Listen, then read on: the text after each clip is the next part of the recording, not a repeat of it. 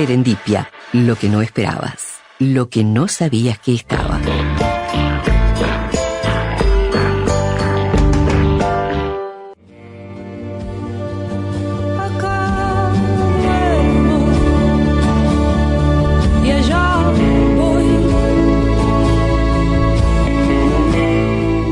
Bueno, hoy estamos con una novedad muy linda porque está con nosotros la escritora argentina Selva Almada, a quien ya hemos entrevistado en otras ocasiones, pero a distancia. Y hoy la tenemos acá porque va a estar en la Feria del Libro, va a estar presentando su libro El viento que arrasa.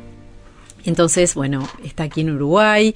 Como saben, ella es de Entre Ríos, es autora de muchas novelas, muchos libros de cuentos, ha tenido también muchos premios. En mis manos tengo No es un río, que es su último libro, que fue finalista del Booker Prize.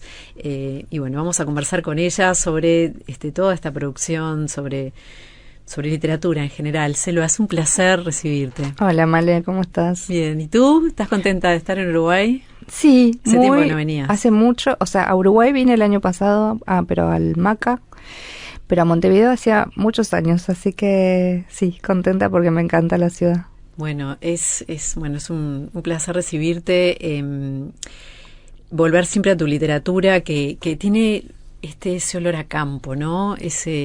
Tiene ese perfume de lo de afuera, y ese vínculo, como hablamos la vez pasada, tan fuerte, porque hay como una cosa muy hermanada con Uruguay, Entre Ríos. Sí, claro, es como, bueno, ayer venía en la parte por tierra y era como estar entrando a mi provincia, es muy parecido al paisaje. Sí, escuchamos recién también una canción vinculada al río de Julieta Díaz y Diego Presa, que bueno, un uruguayo y una argentina que están componiendo juntos y siempre esta cosa del río que une, que muchas veces se refiere al río de la Plata, pero también al río Uruguay. En tu caso, más que nada, es el río Uruguay. En mi caso es el río Uruguay, sí, pero es el río Paraná, que es mi río. ¿Tu río es el Paraná? Mi río favorito. Sí. Aunque yo me crié más cerca de la costa del Uruguay, pero conocí al Paraná cuando me fui a estudiar a la ciudad que se llama también Paraná, que es la capital de Entre Ríos, y ahí fue un amor a primera vista, y cuando yo digo río siempre pienso en el Paraná. Sí. Ahí fuiste a estudiar periodismo, pero enseguida te diste cuenta que no era por ahí, ¿no? Sí, estudié un par de años. Había tenido la ilusión desde chica de ser periodista de redacción, ¿no? Como escribir siempre. Siempre escribir, pero bueno, no ficción. Y después, estando en la carrera, empecé a acoparme más con escribir ficción. Así que ahí mismo también en Paraná estudié literatura.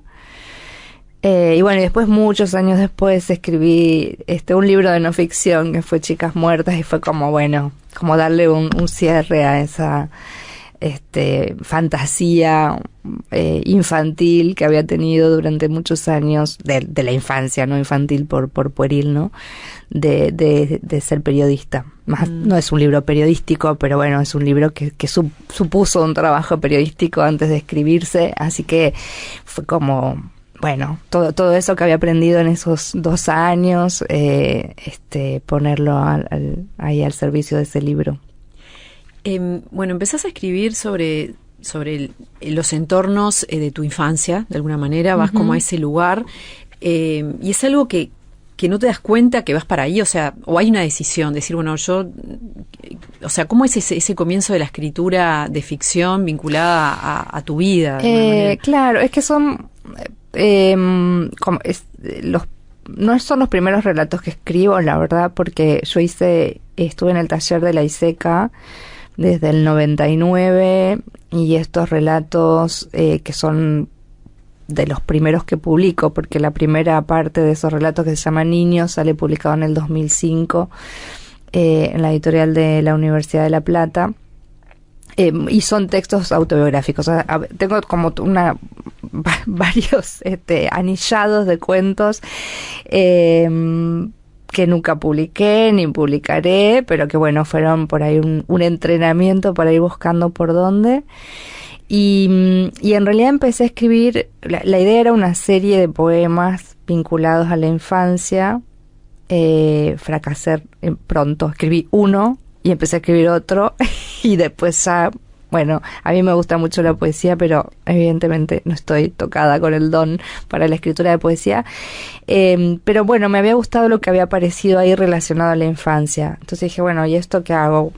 Pues lo transformo en narrativa y bueno, y en esas series de relatos, que son 3 series, Niños, Chicas Lindas y En Familia, aparece aparejado, digamos, a los episodios biográficos la impronta del paisaje, del lenguaje de la zona, y bueno, y después me doy cuenta que ahí había algo más para seguir explorando que me interesaba, y eso, bueno, ya después en los sucesivos proyectos de escritura sigue apareciendo de diferentes modos. Bueno, es muy interesante cómo aparece el tema de género de una manera muy poco convencional. Está la trilogía de los varones, ¿no? Que son estas tres novelas, Ladrilleros, El viento que arrasa es la primera, después Ladrilleros, sí, y No es un río, que son las 3 que tienen muchos personajes varones, esa masculinidad bien rural, ¿no? Con sus códigos. Sí, son, bueno, las 3 novelas están protagonizadas por varones, por personajes varones, y transitan universos muy masculinos, donde las mujeres aparecen poco, pero también son personajes fuertes e importantes los de las mujeres.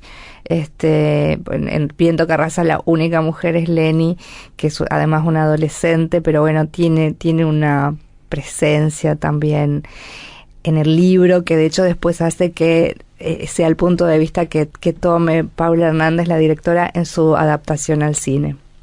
Sí, ya pasamos a decirles que busquen si quieren la nota que le hicimos a Paula Hernández, que también sí. está tu intervención también, que bueno, justamente esa película se va a presentar ahora en el marco de la Feria Internacional del Libro, creo que el miércoles el miércoles que la van a proyectar en el Salón Azul, creo, de la feria, allí en la Intendencia, y bueno, está buenísimo poder acercarse a este otro formato, que ya vamos a hablar de cine, pero quiero volver sobre esto del género, porque no solamente es la masculinidad, también está la feminidad, como decías, en su forma, o sea, estos códigos que tienen que ver con una geografía, y la geografía también cómo es avasallada, ¿no? O sea, cómo hay, por momentos hablas de un patriarcado, ¿no? De una actitud avasallante hacia el más débil, o hacia el que a veces no puede defenderse tanto,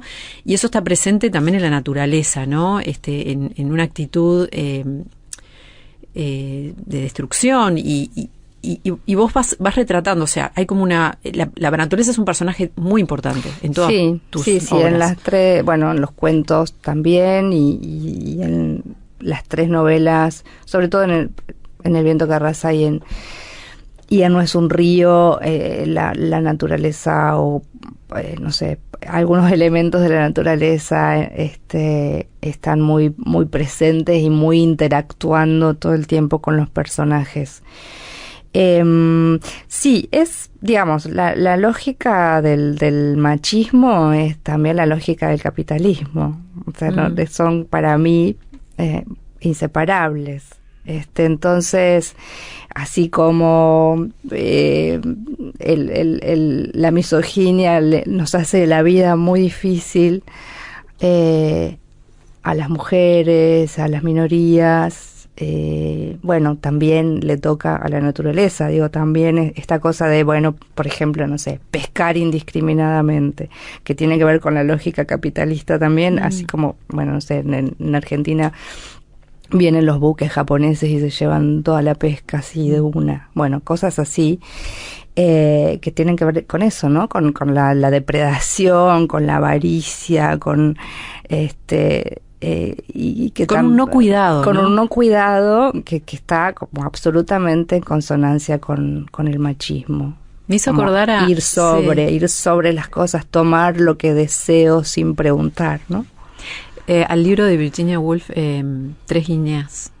No sé si lo leíste, que no. tiene que ver con justamente con eso, desde el punto de vista como más económico, ¿no? Como esa actitud de avasallamiento desde el punto de vista económico y porque eso del patriarcado no siempre es un hombre contra una mujer o hombres contra mujeres, puede ser hombres contra hombres. Es que sí, es que yo en una época me llamaban bastante de las escuelas porque leían Chicas Muertas y bueno, para charlar con las estudiantes y los estudiantes adolescentes sobre el libro.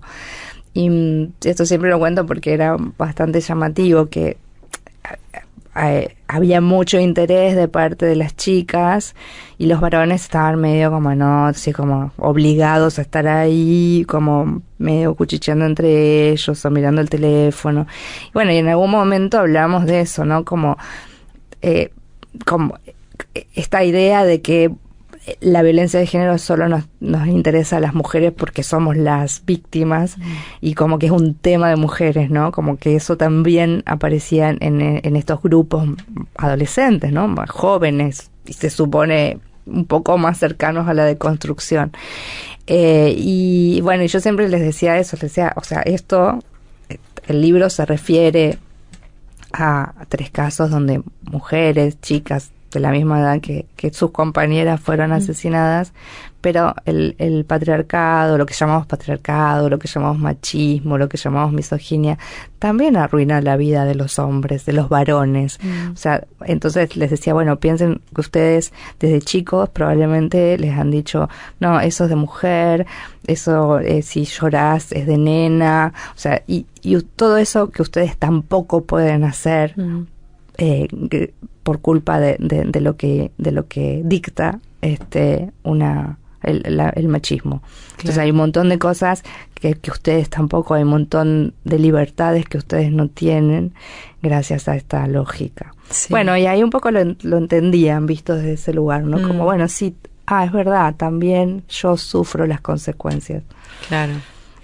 Bueno, estos 3 libros son muy diferentes, ¿no? En su escritura. No es un río, por ejemplo, es un texto como muy poético, ¿no? Como escrito de una manera muy particular. ¿Cómo fue ese proceso de escritura del libro, con su forma? Bueno, el libro había empezado, la escritura, siendo como mucho más narrativa, o sea, mucho más contado. Y después me di cuenta que no, o sea, lo dejé, o sea, empecé a escribirlo, lo dejé para esto, o sea, este libro se empezó a escribir hace muchos años antes de que saliera, porque lo había empezado a escribir creo que en el 2013, a principios del 2013 había escrito un poco con esta manera, como te decía, mucho más narrada. Después lo suspendí para escribir Chicas Muertas, que salió en 2014. Después lo volví a retomar. Ahí leí lo que había, no me gustó la forma. Así que empecé a buscar otra manera de contarlo. Apareció esa manera, que es la que después un poco es la que queda en el libro, la versión final, que era esto, mucho más económico, mucho más para adentro, mucho más silencioso. Y lo retomé varios años después, que después sí la escribí muy rápido, pero estuve como varios años como con la novela suspendida, ya habiendo encontrado la voz, pero no sé, con unas pocas páginas. Y bueno, y después cuando la retomé seguí con ese tono que le había encontrado, que me parecía que era el de la novela, un poco también por el ámbito donde se desarrollaba la novela, ¿no? Y por la importancia que iban a tener el río y que iba a tener el monte en esa novela, que la sentía mucho más cercana a la obra de los poetas del litoral que a la obra que a otros narradores, ¿no? Como cuando yo escribía, viste, cuando empezás a escribir algo, tenés más o menos en mente, a mí me pasa por lo menos que busco referencias quizás en otros autores que también transitaron esos universos o en películas. A veces también las películas vienen mucho a traerme un clima, una atmósfera que después quiero construir para la novela. Y acá era lo que aparecía todo el tiempo era la poesía, ¿no? Era Juan el Ortiz, era Arnaldo Calveira, era Beatriz Vallejo, o sea, autores y autoras que tienen una poesía muy ligada a la naturaleza. Ramón Ayala, sus canciones. Y creo que eso también un poco signó la forma en la que escribo la novela, que es eso, como más cercana o es una novela más lírica que las anteriores. También hay como una disposición del texto en la página que hay momentos en que parecen versos porque es mucha oración corta, cortitas, punto y aparte. ¿Y cómo haces las acotaciones? Las acotaciones que también funcionan un poco como una música de estribillo. Y también tenía un poco que ver, primero se dio espontáneamente, después es como que, mirá esto además, y después es como, viste, cuando aparece algo que decís, mirá, y después es como seguir por ahí, pero también esta disposición del texto que hasta dibujaba, por eso la decisión de no dividir el libro por capítulos, sino como dejar solo un salto de línea, que fuera un texto continuo desde el principio, ¿no?, hasta el final. Claro, muy pensando en lo fluvial también y en las corrientes de agua y eso.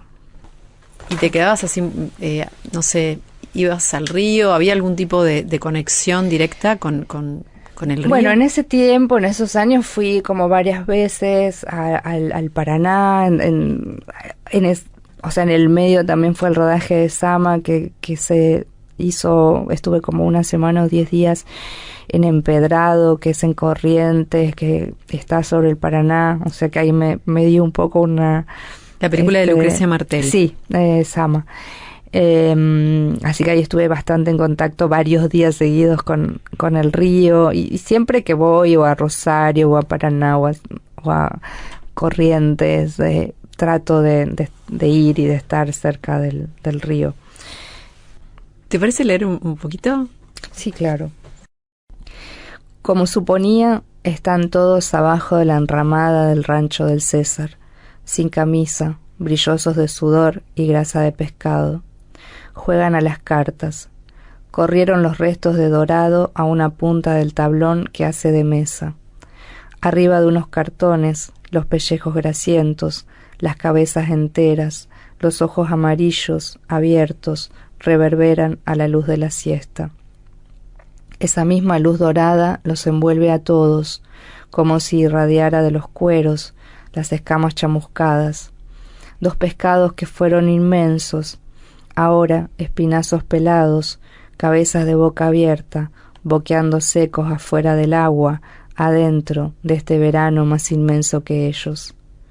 La misma luz envuelve a los amigos, parecen temblar como un espejismo, orejean los naipes, se miran por encima del abanico de cartas, las pupilas vidriosas por el vino y la calor.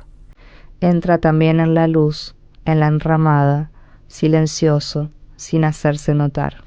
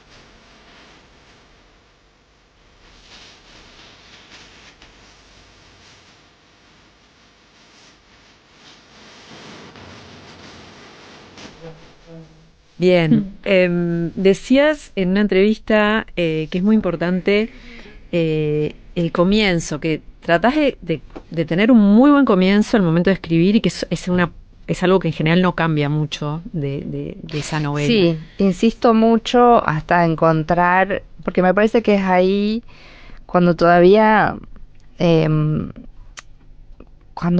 ni siquiera sabes muy bien sobre qué vas a escribir, o sea, o qué, hasta hacia dónde te lleva como esa primera escena que aparece o esa primera imagen. Pero como ahí para mí se tiene que revelar el tono y el rumbo que va a tener el resto del texto.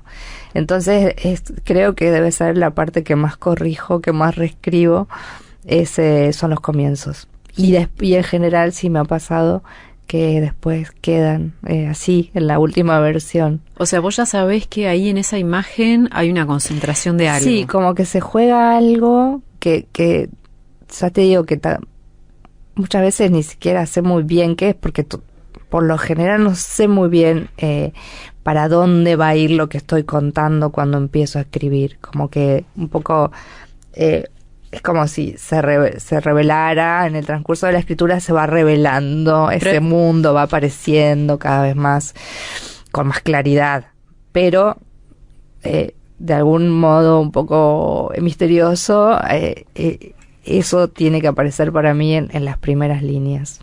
Claro, como una especie de elemento potente, con sí, mucha posibilidad. Sí, porque para mí no sé, sí, no sé, no puedo seguir adelante si no siento que ahí como que está latiendo el corazón del relato. Y es tan personal eso, ¿no? Es muy personal. Porque es algo que tiene que ver contigo.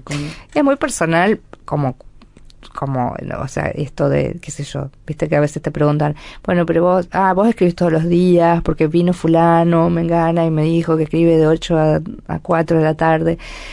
Y yo digo, no, bueno, genial, me encantaría, pero a mí no me funciona así. Como todo en la escritura es muy personal. Por eso yo siempre un poco me digo, bueno, estos, viste, manuales que enseñan cómo se escribe una novela, es como imposible, porque yo tampoco escribí tantas novelas, escribí 3, pero cuando iba a escribir la segunda era como tener que aprender de nuevo cómo se escribe una novela, y cuando empecé a escribir la tercera lo mismo, porque hay cosas que te sirven para una, que no te sirven para la otra, aparecen nuevos problemas, entonces, bueno, eso me parece que, lo digo en relación a esto que decís, es muy personal, y sí, casi que todo es muy personal en la escritura, ¿no? Como que cada una encuentra su propio método, su propio camino, las cosas que le sirven y las que no. Y eso que está para desovillar, digamos, como para desarrollar, a medida que vas trabajando el lenguaje, porque son como caminos paralelos, ¿no? El ir descubriendo todos esos mundos que van a aparecer, y a la vez el manejo de las palabras. Sí. ¿Cuán intrincados están? O sea, ¿cuán importante es encontrar esas imágenes para que te lleven hacia eso desconocido, ¿no? No sé si me explico. Hay como un manejo con el lenguaje, pero después un querer llegar a unos territorios que todavía no sabes bien cuáles son. Claro, es como que todo se va, no sé, imbricando, creo que se dice. Bueno, como tejiendo, vamos a poner, sí, es una palabra más común. Como si todo se fuera como entreverando al mismo momento, ¿no? Como también esto, ¿no? Yo digo, como que me cuesta separar, como que esto es así, se construye un personaje, así se construye el lenguaje, así, como que en un relato todo es importante y una cosa alimenta a la otra. Entonces, también de una manera que yo la verdad que no sé desentrañar y explicar con claridad, sí, también ese lenguaje, también esa manera de contar es también el que va dando te va alimentando origen a ti misma. a las escenas y a la trama, y también la trama impacta sobre el lenguaje. Es un poco difícil de explicar. Claro, pensando en eso, en esas construcciones de imágenes justamente que tienen que ver con los sentidos, manejas muchísimo los aromas, por ejemplo. Entonces me imagino que bueno, en el momento que estás construyendo una imagen que tiene aromas y que traes palabras que por ahí ni te das cuenta, pero te remiten a otra cosa, que te dispara a otra, ¿no? Sí, como un viaje. es que es como una cosa así medio como de una fiebre, no sé, ¿viste? Cuando tenés fiebre, que es como todo un poco borroso, pero no sé. Sí, porque a veces también es eso, como una palabra que lo ves después, tal vez cuando volvés a revisar el texto y a corregirlo, dices, esto, pero claro, esta palabra me trajo esta, y ahí se armó una imagen de color, ponele, no sé. Claro. Esto, la luz dorada, el fragmento que leí recién, ¿no? Como una luz dorada envuelve a los amigos, ¿no? Entonces, y después claro, y están los dorados, o sea, la luz, el pescado, que también se llama, el pez, que también se llama dorado, el verano, que de por sí la luz del verano es dorada.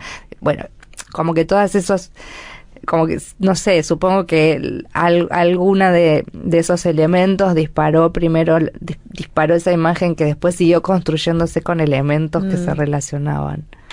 Y también los contrastes, ¿no? Por ejemplo, en esta belleza natural o en muchos de estos climas que hay, aparece subrepticiamente también la violencia, hasta con los animales, por ejemplo, pensando en la raya, ¿no? Sí. Que matan. Sí, bueno, claro, sí, lo que hablábamos al principio, como esta cosa un poco impune de, bueno, es un desafío sacar este animal, pescar una raya gigante, es un hallazgo, es un desafío, pero después no sé qué carajo hacer con esto, y bueno, ya está, lo tiro de nuevo al río, muerto. Sí. O sea, ya un desperdicio. Y sí, obedece como esa lógica, ¿no? Como torpe, donde la violencia aparece hasta a veces casi sin que sea una sin premeditación, ¿no? Sin conciencia. Sin conciencia, como que bueno, ya esto no me sirve, lo vuelvo a tirar, pero no pensás en que mataste sin ninguna razón y ahora te deshaces de eso, y que estás violando una ley del lugar, ¿no? Que también, o un equilibrio del lugar, porque por eso están también estos dos grupos de personajes que son antagónicos, que son estos que vienen y que no tienen mucha conciencia ni mucho respeto, y están los otros para los cuales la vida, que pueden ser también igual de violentos, igual de machistas que los otros personajes, pero hay territorialidad también, pero hay, ¿no? claro, pero hay ahí algo también que los excede, que es la relación que tienen con el entorno, porque también de ahí viven, de ahí comen, de claro. ahí su economía también, ¿no? Sí, sí. Como muy, bueno, precaria, pero es eso. Entonces la reacción es diferente. Bueno, y la relación con ese entorno. Bueno, es ese mirar hacia el interior, ¿no? Que te salís bastante, digamos, de lo urbano. ¿No te ha interesado para nada escribir desde un lugar más urbano? Todavía no parece. Tengo un proyecto, pero creo que va a ser más de no ficción. De escribir, sí, sobre un lugar que está cerca de mi casa. Que es como una especie de hotel donde viven mujeres mayores de 60 años, porque no es una geriátrico, acá como le dicen residencia. Sí, geriátrico o residencial. No es eso, porque no hay enfermeras, no es como que las mujeres viven, es solo para mujeres, por eso digo mujeres, viven de manera independiente pero juntas, o sea, comparten el espacio, y me interesa mucho ese lugar. Es un lugar además que tiene como 100 años y pasó por distintas cosas. Primero fue un lugar para albergar a mujeres viudas con hijos chicos, y bueno, fue cambiando como de manos y función, pero bueno, es un lugar que ocupa media manzana, tiene 100 años. Me intriga mucho, pero eso creo que pero sería un universo en sí lo mismo, más ¿no? urbano, Dentro de... y que además es como, sí, claro, como un pequeño universo sí. dentro de la ciudad. Bueno, has tenido este vínculo con el cine, primero con Sama, que hiciste un diario de rodaje, ¿no? Sí. Bueno, un libro, en realidad sí, es como un libro muy muy caprichoso y muy particular. ¿Cómo fue esa experiencia? Porque algo diferente, ¿no? Sí. Como una crónica o... Sí, no sé, es un libro, yo con la editora siempre decimos es un capricho, no un libro, porque sí me invitaron al rodaje de Sama para que yo después escribiera un libro sobre eso, pero también era como con mucha libertad, ¿no? Podía escribir el libro que se me antojara, y yo pasé por varias ideas y finalmente aparecieron pequeñas imágenes, o sea, son textos muy breves, que cuentan más que el rodaje, la periferia del rodaje, y bueno, nada, con eso hicimos este libro que se llama El mono en el remolino. Bien, luego está El viento que arrasa, que de Pablo Hernández, que bueno, que es que se toma sus libertades, hace también como su versión, ¿no? Claro, sí. ¿Y hay otros proyectos también que se vienen de cine? De cine, bueno, no, por ahora no, pero bueno, sí, ojalá, porque la verdad es que lo que hizo Paula me gustó mucho. Siempre da curiosidad ver cómo va a ser el libro en otro lenguaje, como es el cinematográfico. Sí hubo también con Chicas Muertas un grupo de actrices de Brasil hicieron un laburo que no pude ver nunca, pero, o sea, sí vi fotos y estuve como muy en contacto con ellas cuando lo hicieron, pero es algo performático que tiene, bueno, un poco de teatro, un poco de video, y eso también se hizo hace un par de años en Brasil. Tenés un proyecto editorial también.